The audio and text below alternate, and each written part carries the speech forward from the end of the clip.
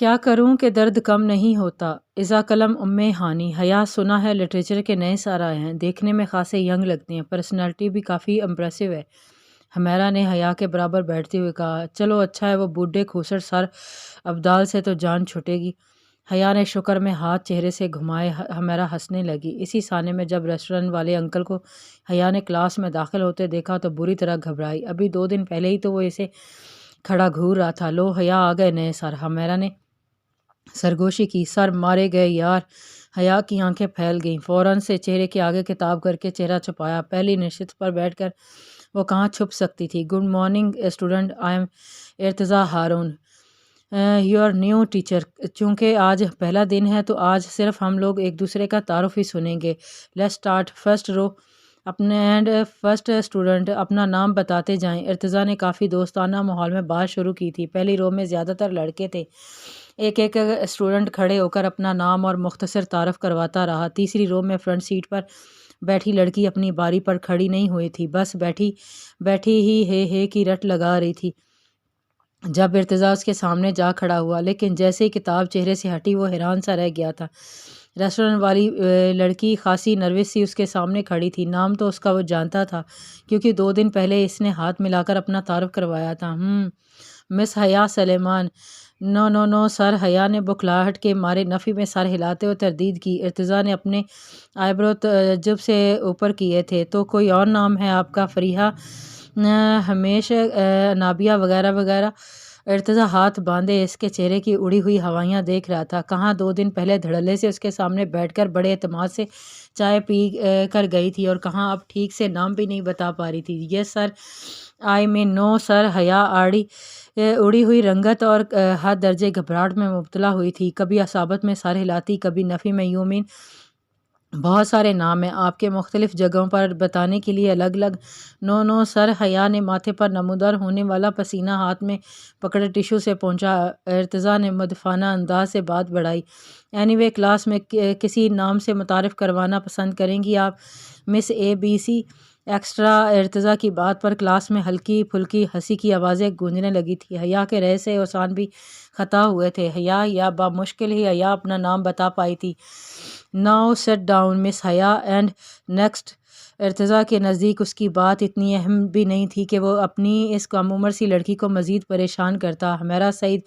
حیا کے بیٹھتے ہی حمیرہ نے کھڑے ہو کر اپنا تعارف کروایا۔ حیا کچھ متذبذب سی ہوئی تھی، اسے لگا وہ انکل ٹائپ شخص ساری کلاس کے سامنے اس کی اچھی خاصی کلاس لے لے گا، لیکن اس نے کچھ کہا ہی نہیں تھا، ایسے تھا کہ جیسے اسے جانتا ہی نہ ہو۔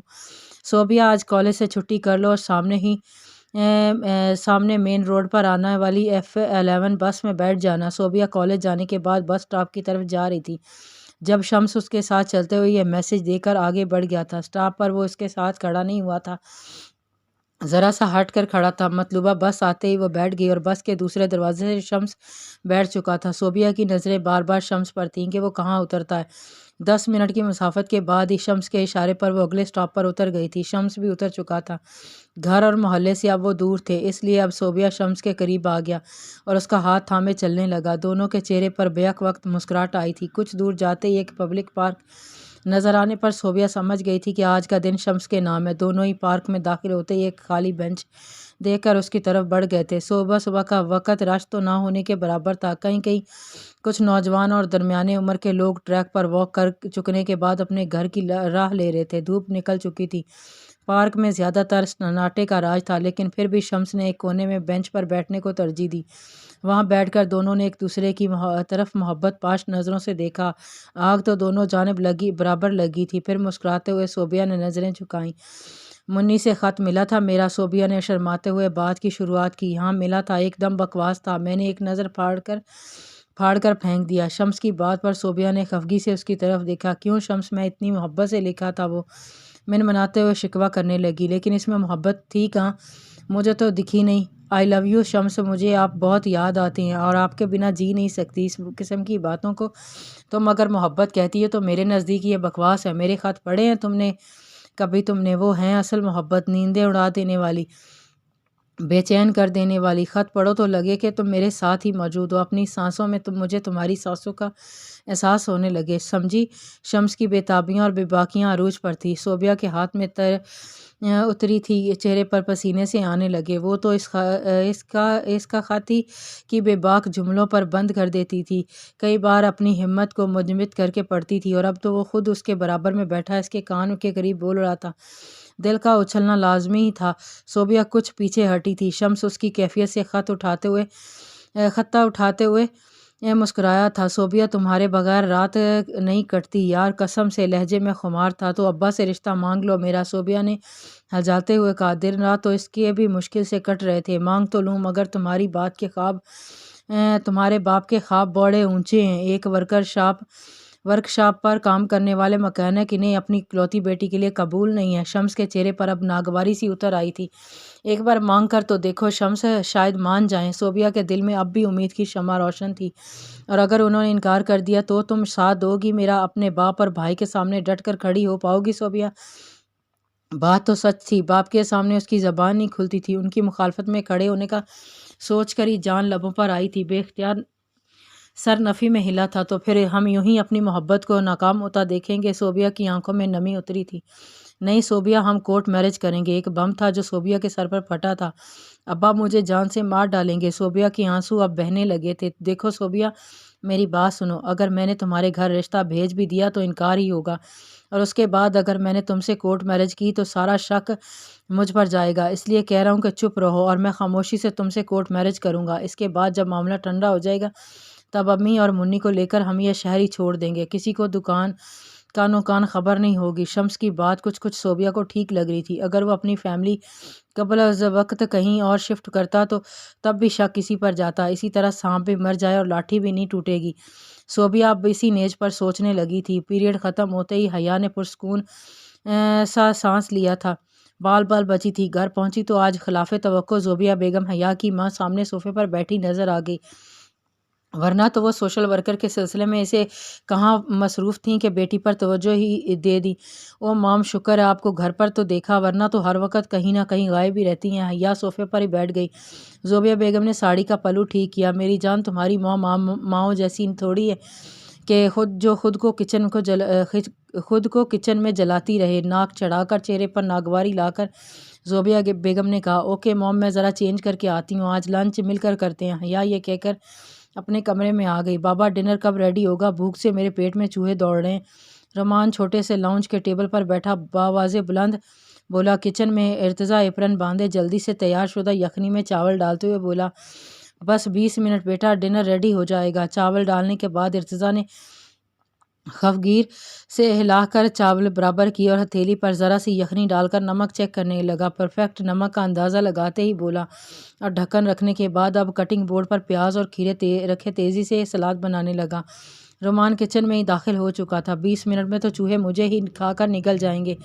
رومان کے منہ بسورنے پر ارتضیٰ ذرا سا مسکرایا۔ اب آ ہی گئے تو بابا کی ہیلپ کرا دو۔ جی فرمائیں، مجھے معلوم ہے میرے بغیر تو آپ کچھ کر ہی نہیں سکتے، رومان نے جلے دل سے کہا۔ فریج میں سے دہی نکالو اور رائتا بناؤ، میں تب تک سیلڈ بنا لوں۔ پیاز کاٹتے ہوئے پسینے کے ساتھ ساتھ ارتضیٰ اپنی آنکھوں میں آنے والے پانی کو بھی آستینوں سے صاف کرنے لگا۔ رومان نے فریج سے دہی نکالی اور اسے پھینڈنے لگا۔ بابا، آپ کو نہیں لگتا کہ اس گھر کو ایک عدد خاتون کی ضرورت ہے؟ یس مائی چائلڈ، مجھے پتہ ہے، لیکن پچھلی جاب سے پاسبل نہیں تھا، تنخواہ کم تھی، اس لیے میں یہ خرچہ افورڈ نہیں کر سکتا، لیکن اب پاسبل ہے۔ بس 1 مہینہ رک جاؤ، جیسے ہی تنخواہ ملے گی میں ایک خاتون کو رکھ لوں گا جو گھر کے کام کاج کے ساتھ کھانا بھی بنا دیا کرے گی۔ یہ تو ہے بابا، کچھ کے بارے میں سوچیں۔ رومان کی زمانی بات پر ارتضیٰ کی مسکراہٹ گہری ہوئی۔ اس کے لیے تم بہت چھوٹے ہو، کم سے کم بھی ابھی 12-13 سال کا انتظار تو لازمی ہے۔ ارتضیٰ کی بات، رومان نے اپنی آنکھیں پھیلا کر باپ کو دیکھا۔ دہی کا بول شیلف پر رکھ کر اب وہ نمک میں کالی مرچ اور زیرہ ڈالے، زیرے کے ڈبے اٹھائے، شیلف پر رکھ کر دہی میں ڈالتے ہوئے بولا تھا، آپ بھی شادی کر سکتے ہیں۔ ارے میری جان، پھر کہو گے سوتیلی ماں ظلم کرتی ہے، آپ کو مجھ سے دور کر دیا ہے، مجھے کھانے کو نہیں دیتی ہے، وغیرہ وغیرہ۔ ارتضیٰ نے ہر بات کی طرح اس بار بھی بات ہوا میں اڑائی تھی۔ نو بابا، میں بہت اچھا بچہ ہوں، ان سے دوستی کر لوں گا، لیکن یہ روز روز کچن کے کام مجھ سے نہیں ہوتے۔ وہ دہی میں سب کچھ مکس کرتے ہوئے کوفت زدہ منہ بنا کر بولا تھا۔ ارتضیٰ کا سلاد تیار ہو چکا تھا، اس لیے شیلف پر بکھری چیزیں سمیٹنے لگا۔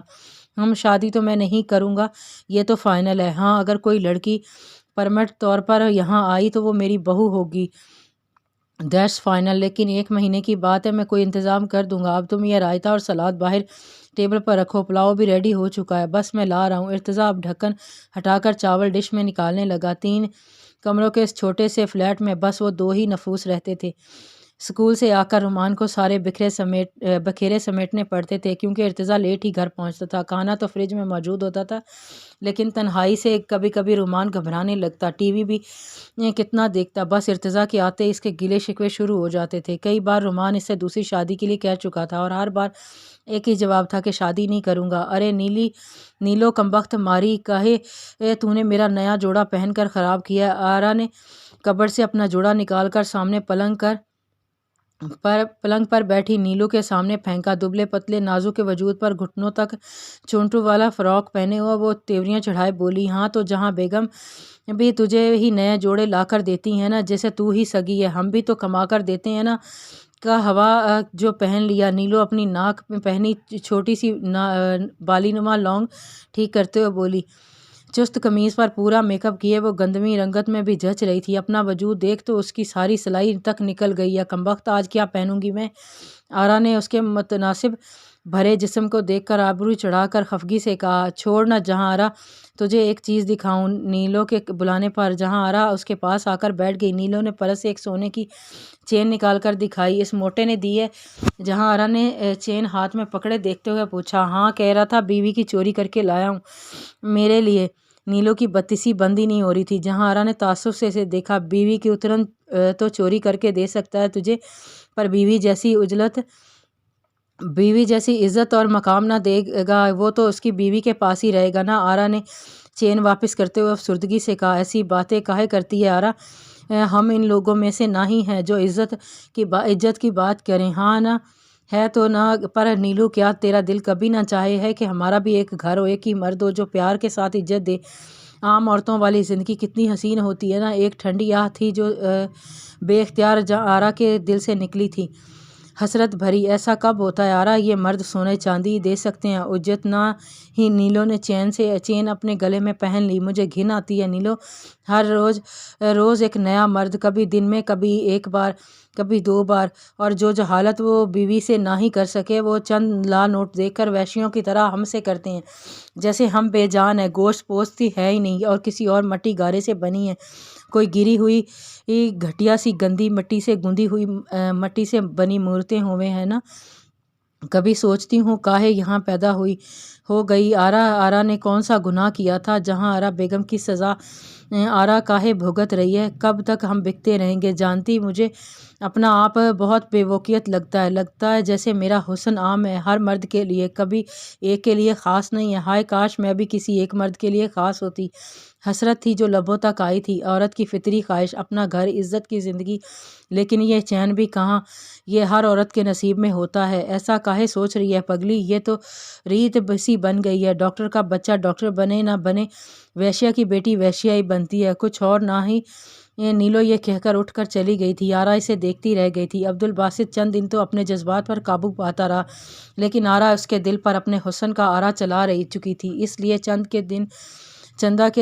چند دن کے بعد وقت وہ وہاں پہنچ گیا تھا، لیکن یوں ہی ملاقات کرنے کی اجازت نہیں ملی۔ پیسوں کے بنا تو کوئی بات کرنے کو تیار نہیں تھا، اس لیے مایوس ہو کر لوٹا تھا۔ اب نوکری کا خیال آنے لگا، کہیں نہ کہیں سے پیسوں کی آمدنی کا ذریعہ بنے تو تب بھی وہ آرا سے مل سکتا تھا۔ عبدالباسط نے اپنے والد سے کہا کہ حفظ اس کے بس کی بات نہیں ہے، اور وہ اسے کسی فیکٹری میں نوکری لگوا دے تاکہ اس کا ہاتھ بڑھ سکے۔ اس کے مفتی صاحب نے ذرا سی پیش رفت کے بعد حامی بھر لی۔ چند دنوں میں اسے ایک سیمنٹ سے بلاک بنانے والی فیکٹری میں نوکری بھی لگوا دی تھی۔ تعلیم اس نے بس میٹرک تک حاصل کی تھی، لیکن وہاں کام مزدوروں کی طرح کرنا پڑ رہا تھا۔ ایک تو عادت نہیں تھی، لیکن محبت کا خمار نیا خمار تھا۔ خمار چڑھ رہا تھا، اس لیے لگن جستجو بھی بڑھتی گئی۔ 1 مہینے کی کمر توڑ محنت کے نتیجے میں ہاتھوں پر چھالے پڑ گئے تھے۔ تنخواہ لیتے ہوئے سب سے پہلے آرا کا خیال آیا۔ آدھی سے زیادہ تنخواہ ماں کے ہاتھ پر رکھی اور چند ہزار اپنی جیب میں۔ رات کا بڑی بے صبری سے انتظار کیا۔ رات جب وہاں پہنچا، آرا کا ہی رقص چل رہا تھا۔ ایک کونے میں بیٹھ کر اسے دیکھتا رہا۔ وہی پہلی بار والی کیفیت تھی، لگتا تھا سارا صحن خالی ہے، بس وہ اکیلا بیٹھا اس کا رقص دیکھ رہا ہے۔ وہی دل فریب سی مسکراہٹ سے پڑتے ڈمپل، گوری کلائیوں میں پہنی چوڑیاں، کانوں میں جھومتے آویزے کہاں کہاں اس کے اندر حشر برپا کر رہے تھے، یہ وہی جانتا تھا۔ رقص ختم ہوتے ہی عبدالباسط ہی جہاں بیگم کے پاس پہنچا تھا، جو سودے بازی کرتی تھی۔ بول ببوا، کیا چاہیے؟ آرا عبدالباسط سے برجستہ بولی تھی۔ ہم پیسہ لایا ہے۔ ہاں، آج تو جیب بھر کر لایا ہوں۔ جیب سے کئی لال نوٹ نکال کر سامنے بیٹھی عورت کے ہاتھ پر رکھے۔ اس کی آنکھیں چمکی، جلدی سے پیسے گنے، پھر مسکرا کر اسے دیکھا۔ جاؤ، وہ سامنے ہے میری آرا کا کمرہ۔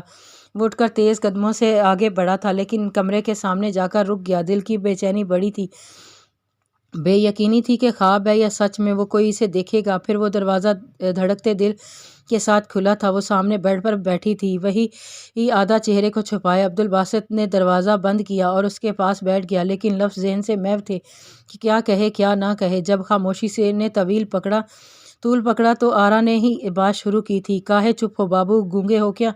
اس کا لب و لہجہ الگ تھا۔ جی نہیں، بس یقین نہیں آ رہا کہ آپ سچ میں سامنے ہیں۔ کیا میں آپ کو دیکھ سکتا ہوں؟ عجیب سی فرمائش تھی، عجیب سا ادب تھا۔ بھلا پیسے سے خریدی ہوئی عورت کے ساتھ کون آپ جناب کرتا ہے؟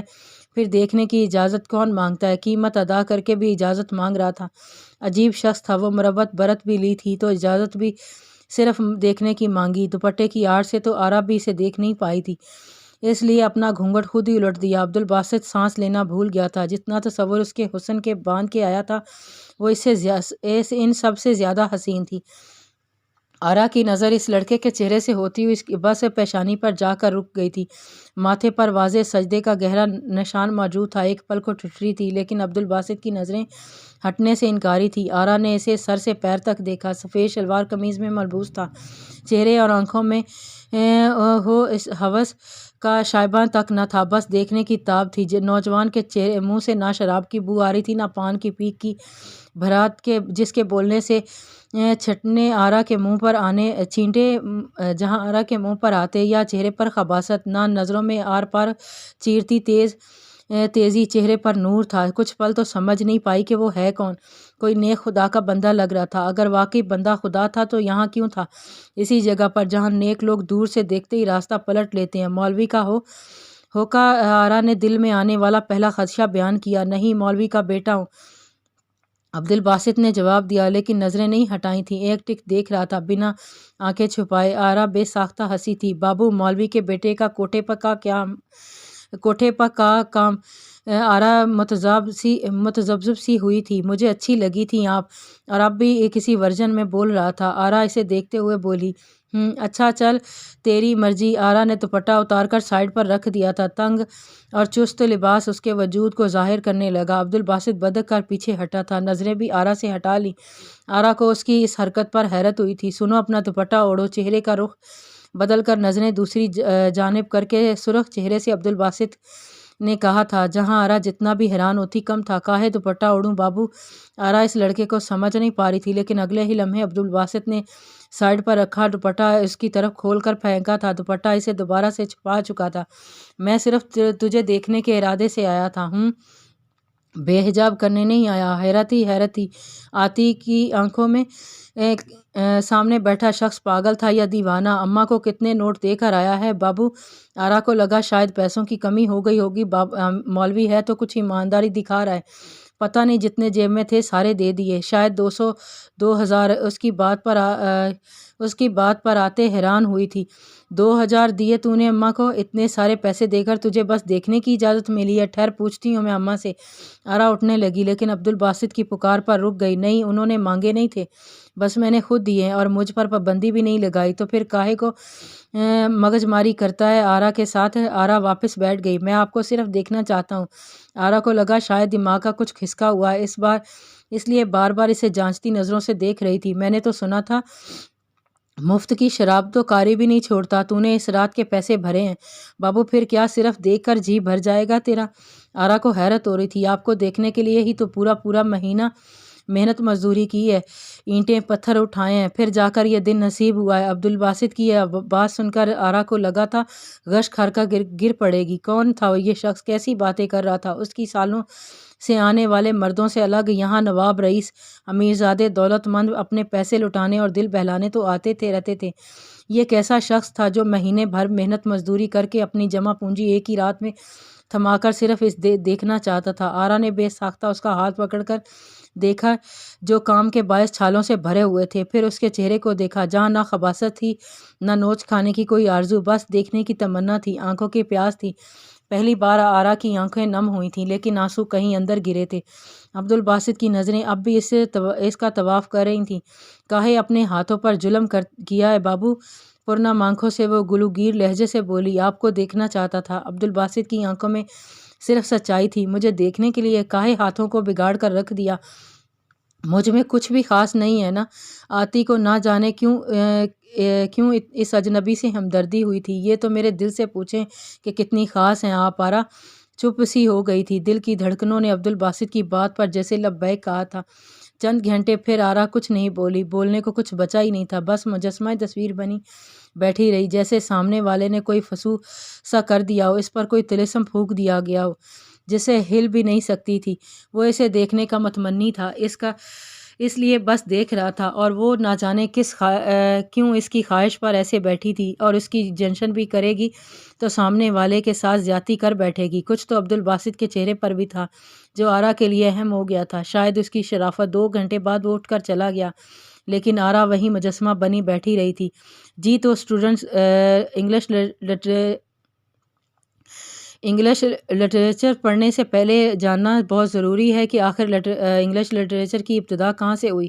انگلش لٹریچر کی شروعات ہوتی ہے اس سے پہلے کہ لٹریچر کو صرف بولا جاتا تھا، باقاعدہ سے لکھنے کا آغاز نہیں ہوا تھا۔ لیکن پہلے برٹن میں روم کی حکومت تھی، روم کے جانے کے بعد برٹن میں آئے انہیں کا مجموعہ لیکچرز کے شروع ہوتے ہی حیا کے موبائل وائبریٹ ہونے لگا تھا۔ حیا نے بڑی محتاطی سے جیب سے موبائل نکالا تو ارسل کے میسیجز آ رہے تھے۔ وہ ایک مال میں تھا اور اس کے لیے شرٹس خرید رہا تھا، اس لیے اسے بار بار پکس بھیج رہا تھا تاکہ حیا ان میں سے سلیکٹ کر لے۔ حیا فون بند کر دیتی اگر وہ کوئی اور بات کرتا، لیکن معاملہ شاپنگ کا تھا اور وہ بھی حیا کی شاپنگ، اس لیے سامنے وائٹ بورڈ پر لکھتے ارتضیٰ کی نظروں سے بچتے ہوئے وہ ارسل کو اپنی چوائس کی شرٹیں بھیج رہی تھی۔ اس دور میں زیادہ تر لٹریچر کو بولا ہی جاتا تھا، لیکن وہ پہلا شخص تھا جس نے لٹریچر کو تحریری طور پر لکھ کر متعارف کروایا۔ ارتضیٰ وائٹ بورڈ پر لکھتے ہوئے جب پلٹا تو سبھی اسٹوڈنٹ اس کی طرف متوجہ تھے، بڑی سنجیدگی سے سن رہے تھے، مگر چہرے ہر مسکان صرف حیا کے چہرے پر تھی۔ اس کی نظریں کتاب کی بجائے نیچے تھی، چونکہ وہ پہلی رو کی فرنٹ سیٹ پر بیٹھی تھی اور متوجہ بھی نہیں تھی، مسکرا بھی رہی تھی۔ ارتضیٰ کو شک تو ہونا ہی تھا۔ وہ چلتے ہوئے حیا کے قریب پہنچ گیا، گود میں رکھا موبائل اور اس پر مختلف قسم کی شرٹ کی تصاویر پر حیا اس قدر انہماک تھی کہ ارتضیٰ کی آمد سے بھی بے خبر رہی۔ مس حیا، یہ کیا کر رہی ہیں آپ؟ ارتضیٰ کی آواز پر وہ بری طرح سے بوکھلائی تھی۔ فوراً سے اسے فون بند کیا کہ جیب میں ڈالا تھا، کیونکہ کچھ نہیں سر، اس کی ہر حرکت وہ دیکھ چکا تھا۔ یہ تو حیا بھی جان گئی تھی، لیکن پھر بھی جھوٹ بول گئی تھی۔ میرے خیال سے آپ لیکچر سننے کے بجائے موبائل یوز کرنے میں انٹرسٹڈ ہیں تو پلیز کلاس سے باہر جا سکتی ہیں۔ ارتضیٰ کا لہجہ سخت ہوا تھا۔ نو سر، میں لیکچر ہی سن رہی تھی۔ ایک اور جھوٹ تھا۔ اوکے، سامنے آئیے اور بتائیے میں کیا بات کر رہا تھا۔ حیا چپ چاپ کھڑی رہی، اس کی توجہ لیکچر کی طرف تھی ہی کب۔ دیکھیں مس حیا، میں ان ٹیچر میں سے ہرگز نہیں ہوں جو صرف اپنے لیکچر سے مطلب رکھتے ہیں اور اسٹوڈنٹ کی اٹینشن اگر نہ ہو بھی ہو تو اگنور کر دیتے ہیں۔ میں لیکچر کے دوران سب اسٹوڈنٹوں کی اٹینشن چاہتا ہوں، ورنہ دوسری صورت میں پنشمنٹ ضرور کرتا ہوں، آئندہ خیال رکھیے گا۔ ارتضیٰ کا لہجہ سخت ہوا تھا۔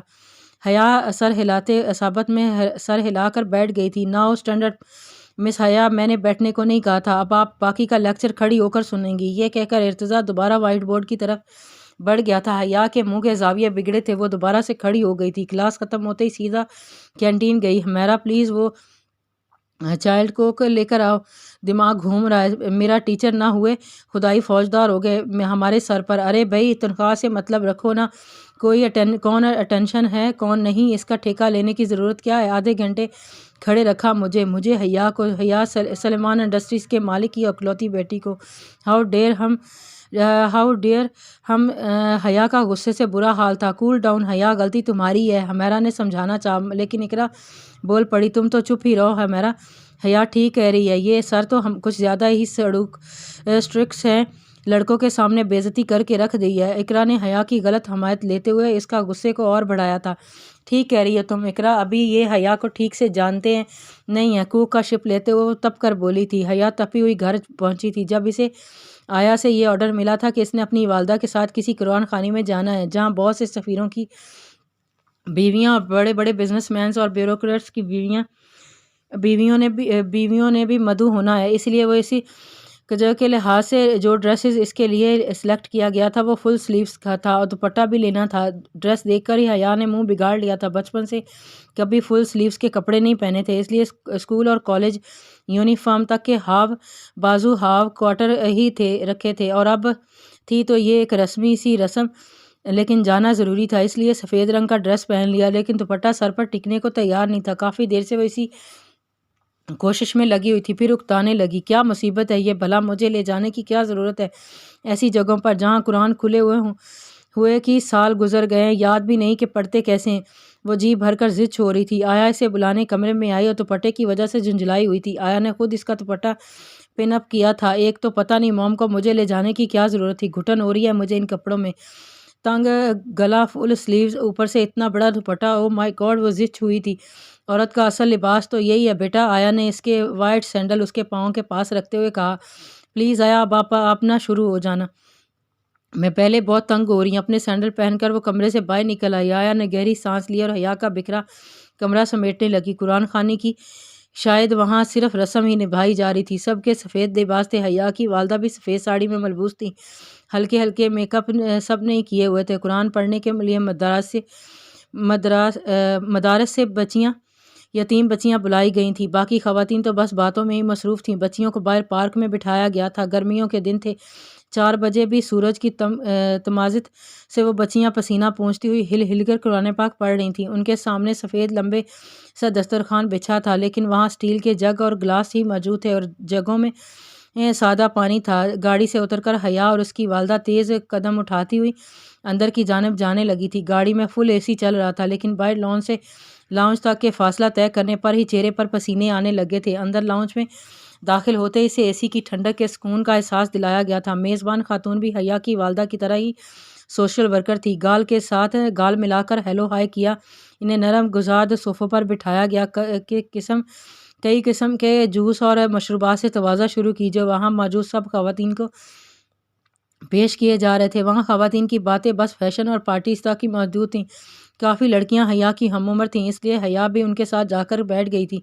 کچھ ہی دیر میں باہر سے ایک ملازم نے اندر آ کر بتایا کہ قرآن خوانی ہو چکی ہے۔ اس خاتون نے بس رسم دعا کے لیے ہاتھ اٹھائے، 2 منٹ بعد ہی یہ فریضہ بھی ادا ہو چکا تھا۔ پھر کھانے کے لیے ڈائننگ ہال پہ چلے آئے، وہاں موجود کھانے کی ہر چیز اعلیٰ سے اعلیٰ ریسٹورنٹ سے منگوائی گئی تھی، پانی کی بھی باہر کی کمپنی کا تھا۔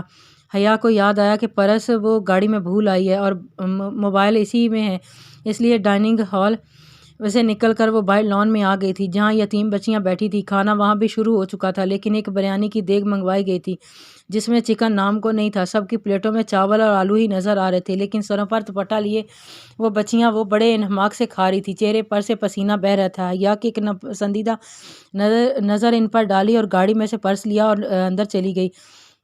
یہ جو غریب غربا لوگ ہوتے ہیں نا، انہیں ان کی اوقات میں ہی رکھنا چاہیے، میں تو اسی بات کی قائل ہوں۔ میزبان خاتون نے آئی برو اور ناک چڑھا کر گویا یہ کہتے ہوئے خود کو بہت سمجھدار سمجھا تھا۔ مسز انور ٹھیک کہہ رہی ہیں، ٹھیک کہا آپ نے، ارے جن کو اللہ نے دیا ہی کم ہے، ہمیں بھی انہیں ان کی حیثیت میں رکھنا چاہیے، ورنہ یہ لوگ ہمارے سروں پر آ بیٹھیں گے۔ حیا کی والدہ نے تائید کرتے ہوئے بات کو آگے بڑھایا تھا۔ حیا کی سوچ بھی ماں سے مختلف نہیں تھی، وہ بھی یہی سوچتی تھی اگر وہ غریب ہے تو اللہ نے ہی انہیں نہیں ایسا رکھا ہے، اگر ان کے پاس پیسوں کی ریل پیل ہے تو وہ اس کے آغا جی کی محنت کا نتیجہ ہے جس پر اسی کا حق ہے، پھر غریبوں لاچاروں کا بھلا کیوں دیا جائے؟ مسز سلمان، میں نے سنا ہے آپ نے دارالامان میں 10 لاکھ کا چیک دیا ہے، آپ کو نہیں لگتا کہ یہ بہت زیادہ کر دیا ہے؟ جوس پیتے مسز انوار نے انوار نے کہا میڈیا بھی وہاں موجود تھا، پھر سلمان کی ریپوٹیشن کا سوال تھا، دینا ہی پڑا، آپ کو تو پتہ ہے اب تو کافی سیاسی پارٹیز میں اچھی جان پہچان ہو چکی ہے، ہماری میڈیا کو دیکھنا بھی تو ضروری ہوتا تھا نا۔ یہ نیوز چینل پر سلمان نے کہہ کر چلوائی تھی، بڑے فخر سے بتایا جا رہا تھا۔ ہاں دیکھا تھا میں نے، اسی قسم کی باتیں وہاں بیٹھی سب خواتین کی زبان پر تھی، دکھلاوا، فیشن، پارٹیز، دنیا اور دنیا کی رنگینیاں، جیسے ان سب پر ان اپر کلاس فیملیز کا ہی حق ہو۔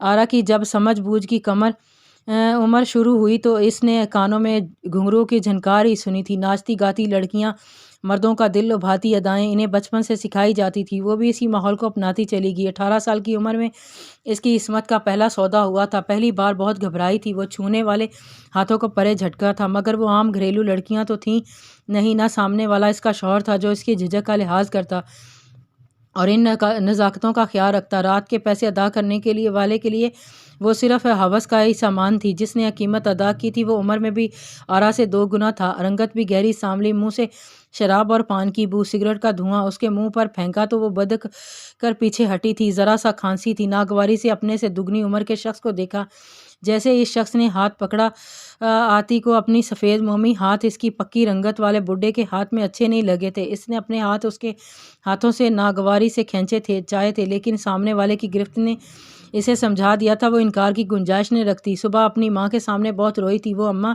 مجھے بہت ڈر لگتا ہے اس بڈھے حرامی سے، دیکھ میرا ہاتھ اس کمینے نے کتنی زور سے مروڑا ہے، دیکھ اماں کتنے برے سے میری گردن نوچی ہے۔ آرا کبھی اپنے ہاتھ کبھی گردن پر کھرونچوں کے نشان دکھاتے ہوئے روتے ہوئے بتا رہی تھی، بڈھا کھوسٹ اس کی شکل دیکھ کر میرا دل متلاتا ہے اماں، کاہے تو نے اسے میرے کمرے میں بھیجا، پتہ ہے نا میں ذرا پیچھے ہٹی تو گندی گالی بک کر کہتا ہے تیری دگنی قیمت دی ہے، نخرے کاہے دکھا رہی ہے۔ آرا سسک کر روتے ہوئے بتا رہی تھی، دیکھ آرا یہ سب ہر دندہ کرنے والی کو سنتا اور سہنا پڑتا ہے، تو انوکھی تھوڑی ہے، کل پہلی بار تھا نا اس لیے تجھے رونا آ گیا، آہستہ آہستہ عادی ہو جائے گی، چل اب بند کر رونا دھونا، تجھے میں آج اپنے ہاتھوں سے ناشتہ بنا کر دیتی ہوں۔ جہانے بیگم اٹھنے لگی تھیں، اماں کہہ دیتی ہوں میں اب اس بڈھے کو میرے پاس نہ بھیجیو، سالہ وحشی بھیڑیا ہے پورا۔ آرا کی بات پر اس کی ماں مسکرائی تھی، آرا کو لگا صرف وہ بڈھا ہی وحشی بھیڑیا اور جانور ہے، لیکن آنے والے ہر نئے مرد نے اسے یہ باور کروایا تھا وہاں آنے والا ہر شخص انسانیت کو جوتے کے ساتھ سیڑھیوں پر ہی اتار کر آتا ہے، ہوس کے پجاری وہاں درندگی دکھانے ہی سے باز آتے ہیں، ہر رات وہاں موجود عورتوں کے لیے ایک نیا مرد، ایک نئی آزمائش، یہی ان کی زندگی تھی۔ ہر وہ عورت خوش نصیب ہے جو گھر کی 4 دیواری میں ہی اپنے محرموں کے بیچ رہتی ہے، ورنہ بازار حسن میں رہنے والیوں کی داستانیں خون کے آنسو رلاتی ہیں، جنہوں میں سے ایک آرا بھی تھی۔ آرا روتی کراہتی ہوئی آخر کار عادی ہو چکی تھی، اب نہ تو آنے والیوں کو گالیوں سے اسے دکھ ہوتا تھا اور نہ ہی ان کے وحشیانہ روپ سے خوف آتا تھا، اسے پتہ تھا وہ موم سے بنی ہوئی نہیں تھی، پتھر کی طرح سخت جان کٹ پتلی تھی، اشاروں پر ناچنے والی، اداؤں سے بہلانے والی، بازار حسن کی ہر عورت کی یہی کہانی تھی، چاہے وہ وہیں جنم لینے والی ہو یا بعد میں اس بازار کی زینت بنی ہو، ان کا ماضی کچھ بھی ہو، لیکن کسی کو کوئی سروکار نہیں تھا، وہ کون ہے، کہاں سے آئی ہے، لیکن حال مستقبل ایک جیسا تھا، وہ تھا چند سکوں کی خاطر مردوں کا جی بہلانا۔ آرا اب 24 برس کی ہو چکی تھی، 6 سالوں میں اس ماحول میں رچ بس گئی تھی، سمجھ گئی تھی آنے والا بھیڑیا نہ بھی ہوا تو اس جیسا ہی ہوگا، لیکن جو شخص کچھ دیر پہلے اٹھ کر گیا تھا وہ عجیب تھا، آنے والے انسانوں میں چھپا ہوا بھیڑیا نہیں تھا، نوچ کھانے کی صف سے مبر تھا، چھوا تک نہیں تھا اس نے آرا کو، ہاتھ تک نہیں لگایا تھا، بس نظروں کی تشنگی لے کر آیا تھا، نظروں سے شراب ہو کر چلا گیا تھا، لیکن آرا کو ایک نئی سوچ سے متعارف کروا گیا تھا، آنکھوں اور چہروں کے علاوہ اس نے کہیں غلط نظر تک نہیں ڈالی تھی۔ آرا گمسم سی بیٹھی تھی، جس مرد ذات سے وہ متعارف ہوئی تھی وہ عبدالباسط جیسا نہیں تھا، وہ عبدالباسط کسی اور سیارے کا باسی تھا، کسی اور جہاں سے آیا تھا، جہاں جاتے جاتے آرا کے مردہ دل میں جیسے روح پھونک گیا تھا، وہاں رہنے والیوں کے پاس دل ہی تو نہ تھا، وہاں سب سے پہلا